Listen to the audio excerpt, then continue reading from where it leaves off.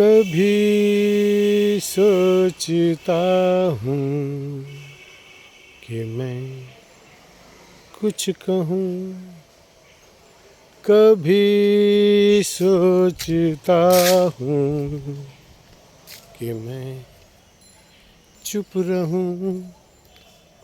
आदमी जो कहता है, आदमी जो सुनता है, जिंदगी भर ये सदाएं पीछा करती हैं। आदमी जो देता है, आदमी जो लेता है, जिंदगी भर ये सदाएं पीछा करती हैं। मैं सोचता हूँ कि कभी कुछ कहूँ, या फिर सोचता हूँ कि मैं चुप रहूँ। अजीब बात है ये।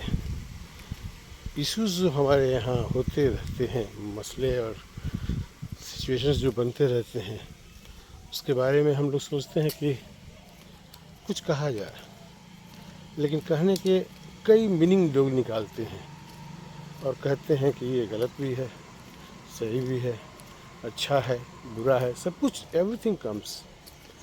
जैसे आजकल के इश्यूज़ में मुझे आजकल जो लगा, जैसे आपने देखा होगा कि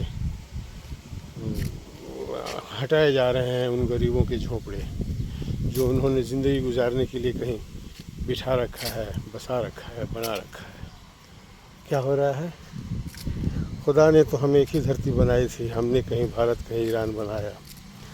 कुदरत ने तो बख्शी थी हमें एक ही धरती, हमने कहीं भारत कहीं ईरान बनाया।